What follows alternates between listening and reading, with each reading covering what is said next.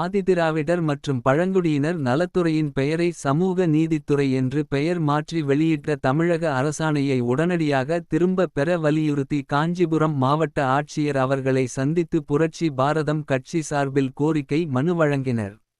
புரட்சி பாரதம் கட்சி தலைவர் பூவை எம்.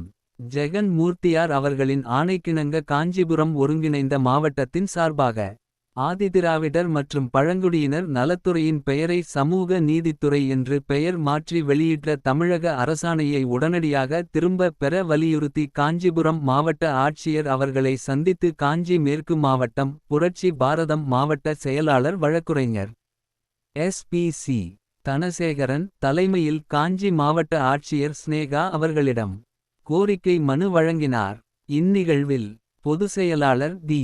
ருசேந்திரகுமார் பரணி மாரி வழக்கறிஞர் தரணிதரன் தினகர் மாவட்ட பொருளாளர்கள் அன்னக்கிளி ஆரோக்கியராஜன் ஒன்றிய செயலாளர்கள் பிரபு கோபிநாத் ராமு சிவகுமார் தரணி யஸ்வந்த் ராவ் வெங்கடேசன் நகர செயலாளர்கள் குட்டி கட்சிபாட்டு அன்பு மாங்காடு ரவீந்திரன் தாஸ் ரஞ்சித்குமார் சர்க்குணராஜ் ராஜன் அருள் ஆகியோர் முன்னிலையில் மாவட்ட துணை செயலாளர் ஆறுமுகம் வதியூர் பாலு சித்தேரிமேடு விமல் ஜானகிராமன் சதாசிவம் கிருஷ்ணராஜ் விநாயகம் ஆகியோர் கலந்து கொண்டனர்.